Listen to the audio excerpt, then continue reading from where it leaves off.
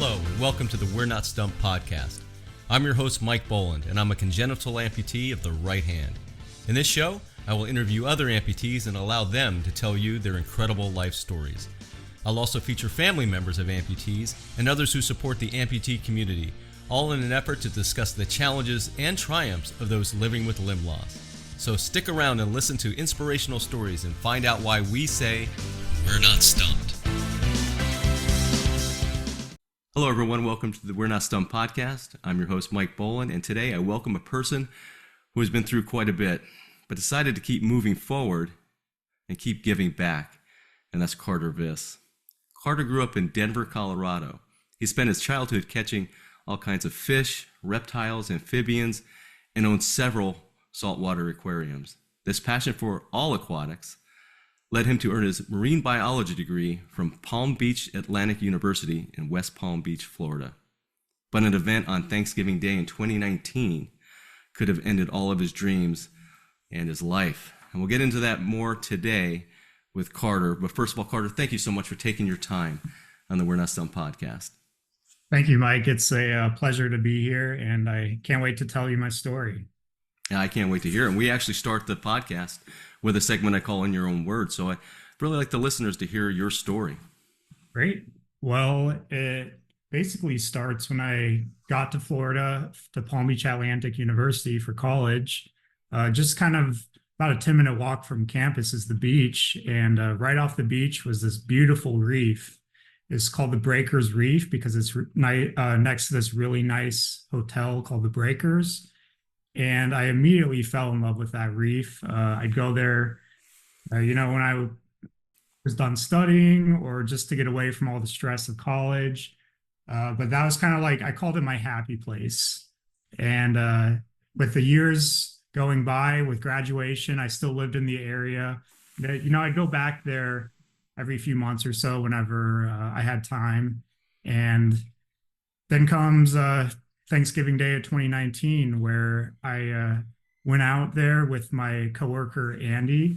We actually worked at a sea turtle hospital called Loggerhead Marine Life Center. And at this hospital, they would rescue sick or injured sea turtles, usually by boat strikes or other human impacts. So we're pretty used to seeing, all the damage that has been done to turtles through human impacts. But we went out there that day just to relax, and it was such a perfect day. We saw sea turtles, a couple sharks, octopus. I mean, you name it. We saw everything. The water was perfect. We loved it out there. And about 3 hours into our dive, we decided, it was around noon, so we decided to head back to the beach. And I started swimming back towards the beach. And I heard this incredibly loud sound of an engine. And what's interesting about when you're swimming into water, sound travels actually 5 times further than it does in air. So you can hear a boat engine. It sounds like kind of semi-loud, but it's really far away. So I'm used to hearing that underwater because there's so many boats, that go by at a reasonable distance. But this boat was extremely loud. I was swimming to the beach, so I look towards my right, which is north of me. I saw this huge hole of a boat heading straight towards me. And just like that, in a second, I'm in a life or death scenario, thinking I can't have this boat hit my head or my back because I'll be dead on impact. And I don't think I'm going to be able to outswim, this boat heading towards me at an incredible speed. So at the very last second, I kind of twisted my body so my back and my head were away from the boat. But unfortunately, all my limbs kind of swung towards the boat, and there was the impact. And the impact was really quick. It was just about a second. And first thing I noticed was that my right arm was missing, cut off right above the elbow. And I actually got a glimpse, looked downward and saw it sink to the reef below me, kind of like a scene out of Jaws or something. And before I could really process that, I noticed that I couldn't swim anymore, and just all the water around me was turning red. and my legs were not moving. So obviously they've been severely damaged by the propellers or the boat. And I would just kept sinking and sinking. And I thought, this is it. I'm going to drown. But thankfully, Andy was close by. He managed to swim over, pick me up, hold me out of the water. And thankfully, the boat that did hit me noticed what happened. And they turned around and called 911, kind of backed up towards Andy and me, and got me on the boat, on the back of the boat. And just a crazy miracle that happened right then was that there was a paddleboarder nearby. Me and Andy did not know her at all. And she actually just a week earlier learned how to tie a tourniquet. So she immediately swam over and was able to tie tourniquets around both my legs and my arm as well.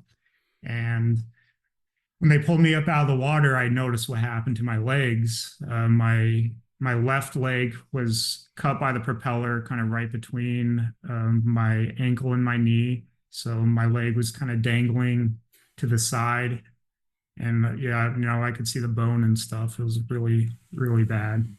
And then my right leg was cut open right through my knee. So my leg was just dangling as well. And that I remember being the most painful out of everything at that moment. And at the time, I didn't even know, but my left wrist was also badly broken. Couldn't even notice that because of all my other injuries. But I got on the boat, and Andy was encouraging me towards the beach. He knew how grim the situation was, but he managed to inspire some hope in me, and got to the beach and got in the ambulance and got to the hospital. And the whole time I remember it all, I was actually yelling my dad's cell phone number because they all lived in Denver at the time. So they wouldn't have known this happened at all. And I told the surgeons my name right before they put me under. And that was it. I went under not thinking, will I wake up again with at all, or would I wake up with any limbs? I really didn't know at that time. I'm actually quite surprised that you were even awake as much as you were. As much as I read about you, I hadn't heard that part of it. You were awake during this whole thing. Yeah, I still vividly, recall it. And even a week later, I woke up from a medically induced coma I was in. Yeah. And my parents were by my bedside at that point, and they kind of started telling me what happened. And then it was like, I remember everything, you don't need to tell me. I remember this all happened, and it kind of clicked in my head that, I love marine life. I love the ocean, and I just experienced something that affects so much marine life on a daily basis, and kind of gave me that confidence, or not confidence, kind of like drive to say that, well, I can make a bigger difference now than I ever could before this happened because I have this experience. So that was kind of the initial way to encourage myself, I guess, through the healing process. Well, you're certainly doing even other things through your foundation, which I want to talk about in a second. But Andy, he obviously went through a pretty traumatic experience too. And how is he doing? Is he doing great? Yeah, he still works at Loggerhead Marine Life Center, and he just got married last year, and they have a 2-year-old son right now. So he's doing great. That's great to hear, because that would have been very difficult, and certainly a shout out to him for his help, and whoever that person was that helped you with the tourniquets. Yeah, Christine, she's part of our foundation too. We're all really good friends, and Andy and I still fish together. We still snorkel together. And we live our best life. Well, I know you do. I want to go through kind of the phases here as you live them. So the first thing happens as you wake up, and don't have to be reminded what happened to you, but you do wake up missing your right arm. Is it above the elbow, I believe? Is that just above the elbow.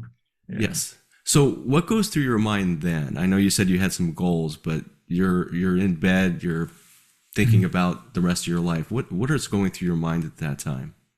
Well, I mean, there was so much going on with my body. I couldn't move any of my limbs, but obviously had both my legs, so I was confident I'd be able to walk again, but I was missing my right arm. And what goes through your head after that happens is I'm not going to be able to do anything anymore. I'm not going to be able to work my job or do any of my hobbies like fishing or diving.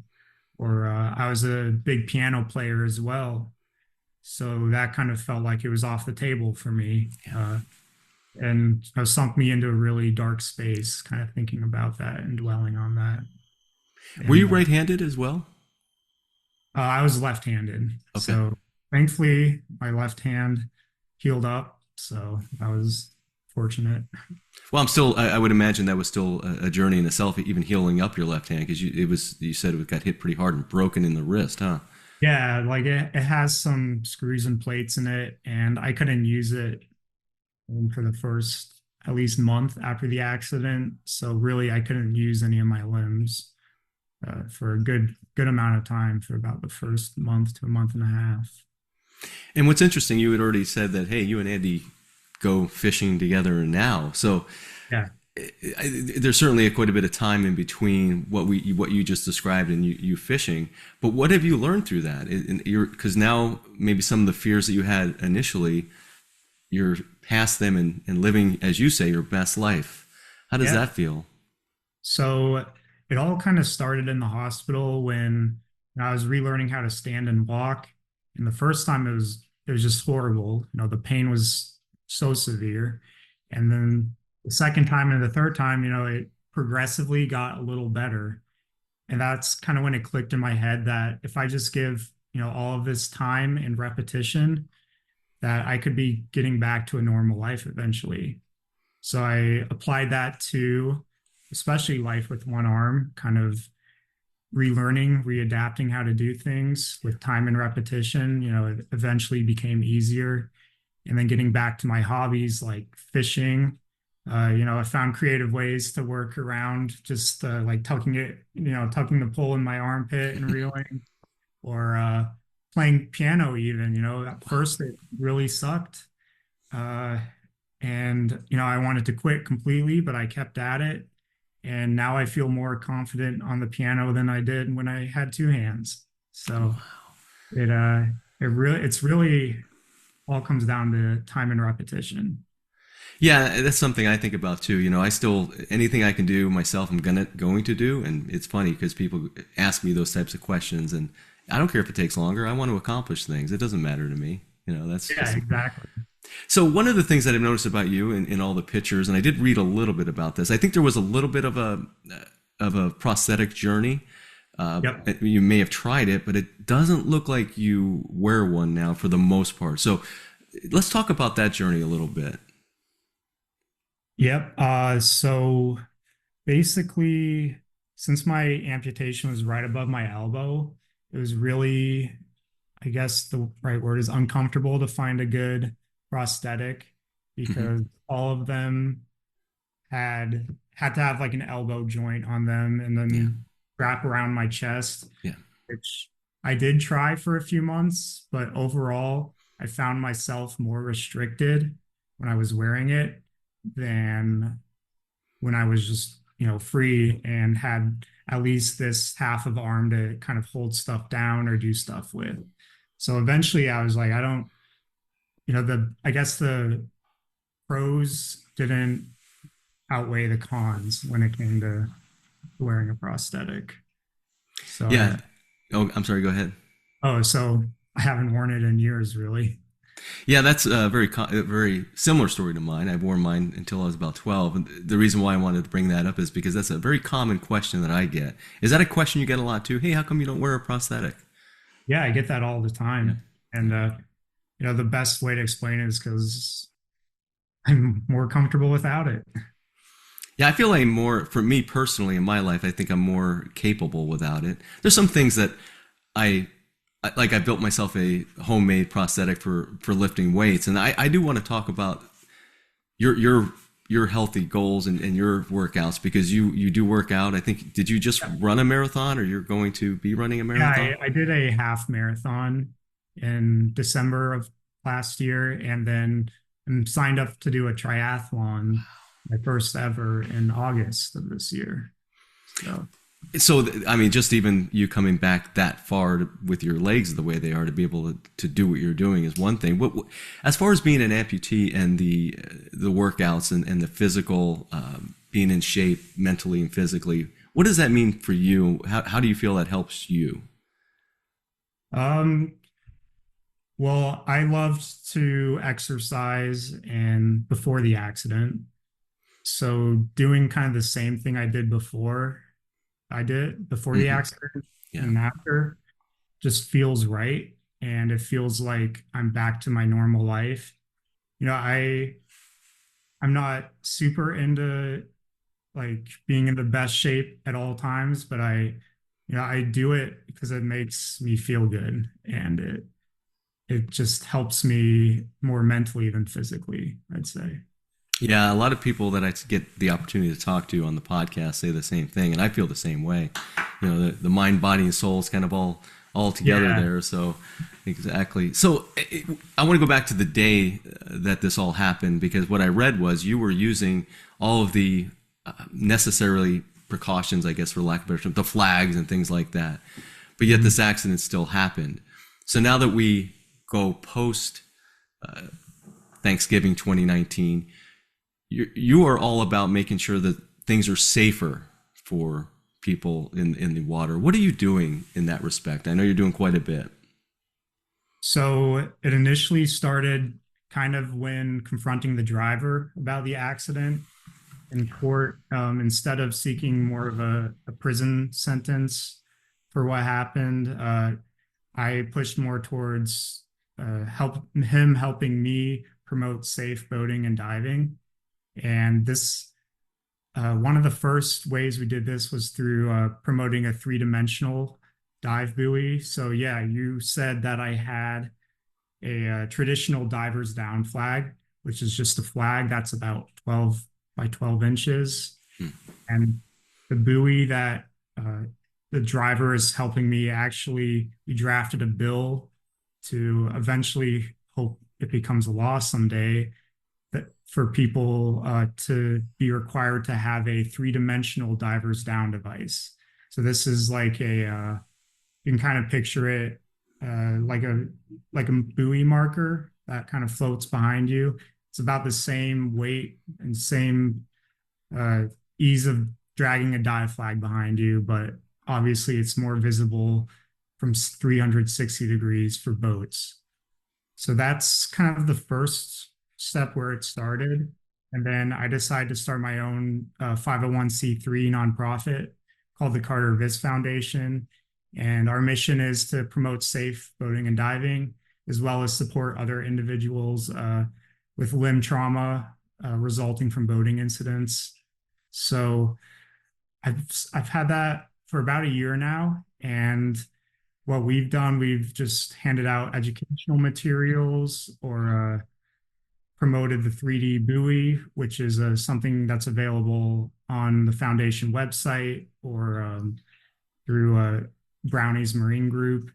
And that's kind of where it started. I have a lot of kind of visions for the future, but yeah, that's kind of where I'm at right now with it all.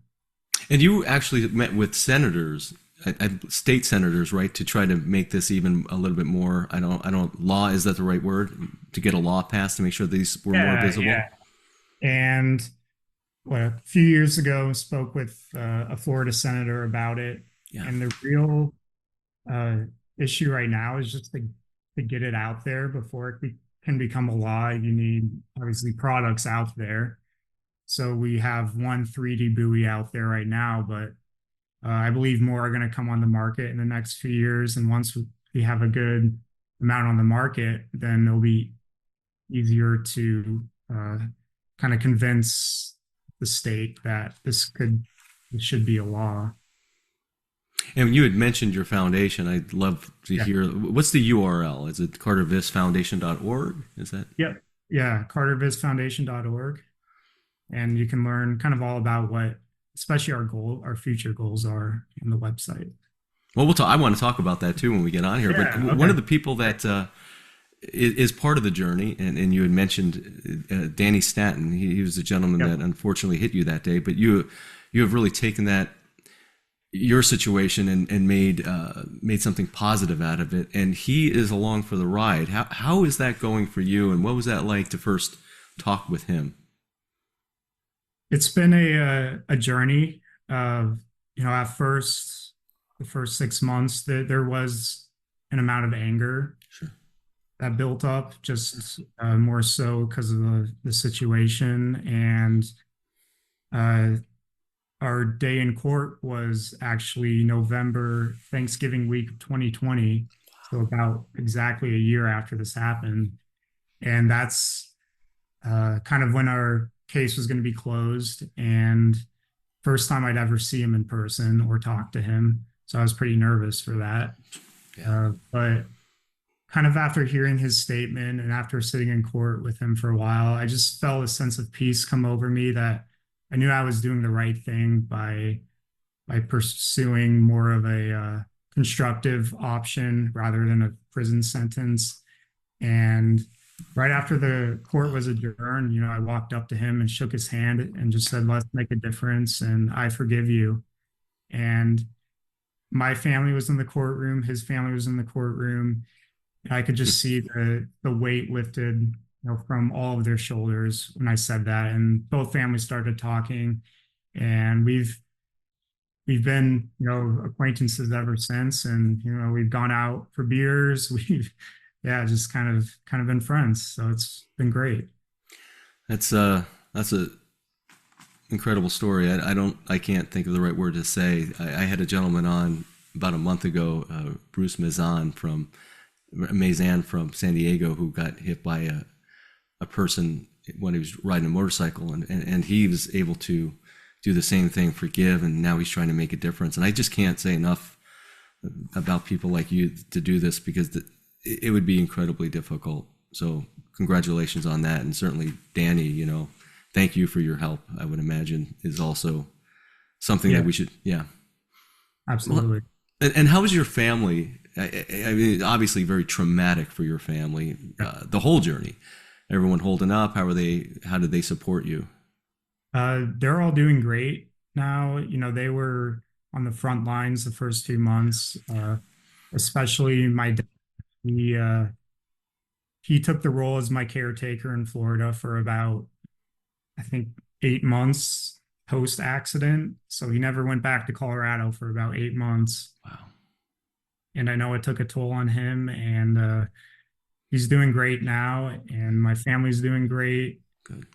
They are the reason, I'm still here, from their support. And then that stems out to the communities of my work and school and church, and all the support of others is really what got me through this. Yeah, the support system is so important. It's great to hear that your dad did that for you. I'm sure he did that without blinking. But that's yeah. What's your dad's name? Chuck. Chuck. Okay. Chuck Viss, yeah. Chuck Viss. Thank you. Great. It's awesome and not surprising. It sounds like you got a great family unit. Yeah. What is something that you have learned about being an amputee that maybe you didn't know before your own journey? Well, I've learned a lot. I'd say the first thing that comes to mind would be that there's so many ways to do things, and you can find so many creative ways to do things that you never would have thought of with two hands. Yeah. When it comes down to like work or just cooking or you name it, housework or whatever, there's so many easy ways to do things, like folding laundry, that you never do, and then now I do it, and it's like habit to me. But I just thought it was so cool to discover new ways to do things. Yeah, but you can't give the secret away about folding laundry, because then it's going to ruin for all of us one-handed people. Yeah, right? I don't want to admit to that one. You talked earlier when we first started talking about attitude. What does that mean to you? It means everything. from day one, I know I had some dark moments, but saying that I can make a bigger difference now than I could before the accident really drove me and drove my attitude to look towards the positives in life, especially because I was in I'd say a certain death scenario. Yeah. You know, it's a scenario that I shouldn't have survived, but I'm still here. And I know that every day is a gift and that I want to live to show people that no matter what you do in life, you know, you're going to lose something. You don't have a choice about that, but you do have a choice of how you can handle it and how you can portray that to others as well. And what are you doing now? I know you're a researcher. Is that correct? Yeah. So I did work at Loggerhead Marine Life Center a few years after the accident. And then I eventually started working at Florida Atlantic University, Harbor Branch Oceanographic Institute. It's just a research facility that specializes in ocean research. So I'm just doing a research tech position there and hoping to pursue my master's and maybe my PhD one day. So we'll see about that. That's fantastic. And as you look at your journey, you know, from the day, Thanksgiving Day 2019, to where you're at right now, if you had something that you could boil it down, very difficult to do this, but to share with others that may be going through their own amputation journey and to get where you've gotten to the other side, what would be some of the tips or the things that you would share with other amputees? I'd say what comes to mind now is don't dwell or focus on anything you think you can't do. Like never see something and think, oh, I can't do that because I have one arm, because you can. And I guarantee that if you just give it some time and repetition, you know, it might not be easy the first time, but as you keep doing it, you're going to probably be better than most two-handed people. Yeah, we're not biased, but I agree with you. Yeah, for sure. And so what's next for you? I mean, that's one of the things I wanted. You were starting to talk about the future of your certainly what you're trying to do with your education, but even your foundation, and then just you as a person. What are you looking forward to? Well, I'm going to be a father in August. That's great. Yeah, that's a big thing coming up. And then can't wait to have a family and can't wait to see where it goes in life. You know, I like to push myself. I like to see what I can do with one arm, and I know I'll keep pushing myself. So just excited for the future. Yeah, you got a lot of great things going on. We mentioned the URL for your foundation, but you also said you do some speaking as well, right? Yeah.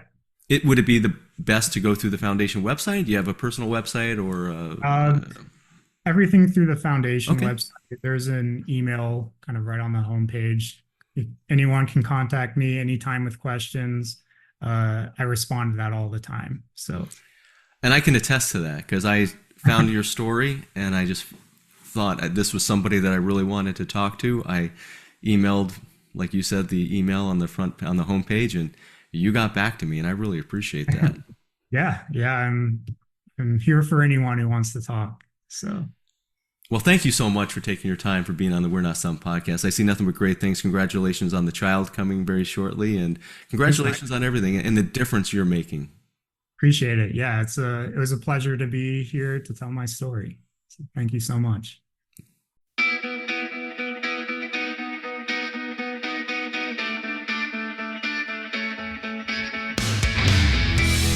That was the We're Not Stumped podcast, hosted by Mike Boland.